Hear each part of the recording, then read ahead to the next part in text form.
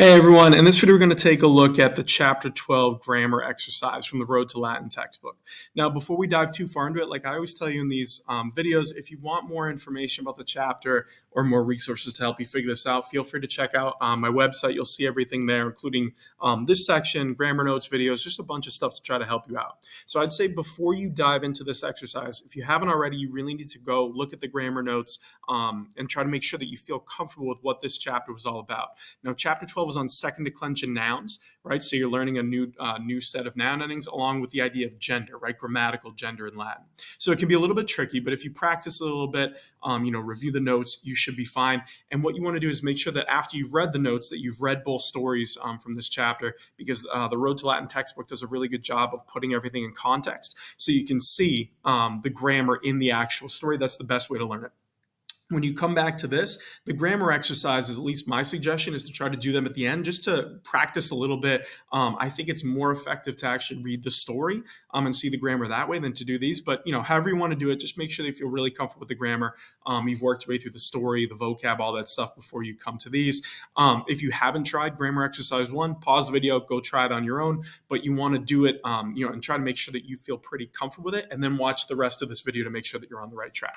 Okay, so if you haven't done it, like I said, go do that. Otherwise, let's take a look. So number 1 goes like this. You have dominus, bonus, servus, bonus, habet. Okay, so in this one, we added a few endings already. So the first word, good, bonus, is going with dominus, right? Now, since those are both, or rather, since dominus is a second declension noun, the idea here is you have to match your adjective to the noun, right? They match in case, number, gender. This is an idea we call noun-adjective agreement. So since basically the idea is since dominus ends in a US, bonus is going to end in a US, and that's how you know they're going together.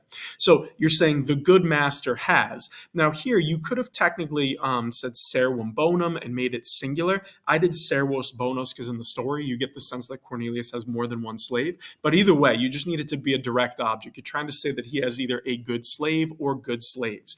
If you go singular, it would be servum bonum. Here I went plural, so you have servus bonus. And again, notice how the adjective good describing servus is different than the adjective good describing dominus, right? And this is the idea of what we call noun-adjective agreement, where again, you have to have the ending of your adjective match the case, number, and gender of your noun. Okay, in this case, if you're making slaves plural, that's why you have bonus being with that plural ending, okay? Now, number 2, we have servus bonus dominum amat. Okay, so my subject is going to be the slave. Okay, and I know it's singular here because my verb is amat, which is singular, right? Third person singular. So it has to be servus. Servus is a second declension noun, so you're seeing that US ending. Okay, so the slave likes. Now you could either say the good master or the good slave. I had it be the good slave just because bonus is coming after servus. It probably makes the most sense. And based on the context of the sentence or the stories rather in this chapter, that's probably the right way to do it. Again, this chapter is a little like sticky because they have sentences like this where you're talking about good slaves and happy slaves and good masters.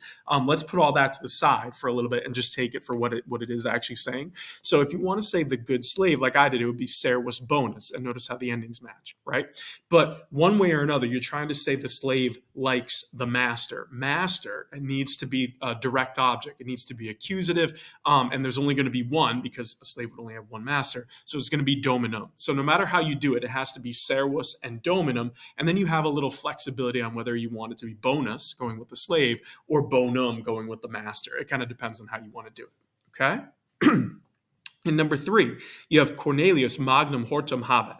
So your subject is Cornelius, again, right? Because in the context, you're saying he has a garden, and Cornelius would be the only one to have that, right? So he's going to be the subject. So it's singular, right? Because there's only one Cornelius, and habet is singular. So it needs to be a US. Cornelius is your first answer. Okay. Now, again, you could say big Cornelius has a garden. That's kind of a weird way to say it. The more logical answer would probably be Cornelius has a large or big garden. So it's going to be magnum hortum because that's my direct object, right? Hortus is a second declension noun. I need the accusative singular here because he only has one garden. And it's the direct object, right? So it'll be magnum hortum. Now in number 4, we have this. You have hortus est longus. Now here, it's very straightforward. It has to be the garden, right? So in other words, when you have the verb to be, esse, both sides of esse are going to be nominative, and it's going to be singular because you have est, something is, right? If it was sunt, you'd be saying the gardens, but here it has to be singular, nominative singular. Hortus is a second declension noun, so you have hortus est longus, and again, your adjective longus is matching hortus, right? The garden is long. In number 5, you have quo serve defesse properas. Now you're asking a question, okay? So properas is my verb. It means you are hastening, right?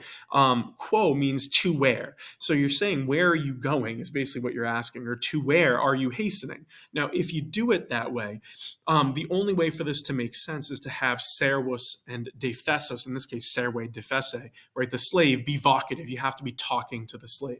So in second declension, the vocative singular is an E, right? It's one of the only times you actually switch the vocative and make it different from the nominative. So you'd say, quo serve defesse properas, which means where are you hastening to? Tired slave, right? You're describing the slave as defesse, right? Serve defesse.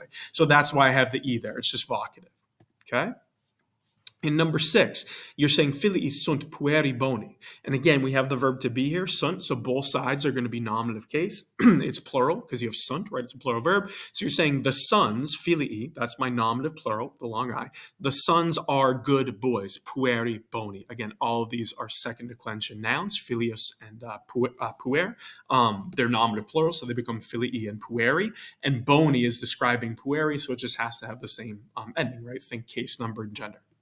Now, in number 7, you have legatus est armatus. So you're saying the lieutenant, the legate, right? The legatus is armed, right? Est armatus. And again, you have est, the verb to be. So I know it needs to be nominative. There's only one because it's singular. Est, right, is a singular verb. So it's legatus. If this were plural, it would be something like legati sunt armati, right? Then you'd have more than one. But here it's singular. So you're saying legatus est armatus. The lieutenant is armed.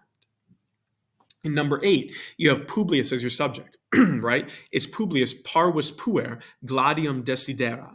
So the main verb, or the main idea here is Publius desiderat, right? Publius is desiring something. What does he desire? He desires or wants a gladius. It's going to be accusative singular, gladium, right? He wants a sword. Parvus puer is kind of a side note describing Publius. You're saying Publius, the small boy, or the small boy Publius, desires a sword. Right? Parvus is describing puer. It's nominative singular masculine, right? So you have a parvus puer. Okay? Number 9, you have Cornelius puerum bonum amat. You're saying Cornelius, that's your subject, loves. Who does he love? The puerum, the boy. Now, bonum here is coming after puerum, so it's going to be going with it, right? So puerum bonum are just the accusative singular second declension. Okay? So Cornelius loves the good boy. Bonum is masculine because it's describing the boy. Okay? And the last one, number 10, you have amatisne Cornelium pueri, right? So amatisne means do you like or do you love. Cornelius is going to be your direct object. You're saying, do you like Cornelius? Okay?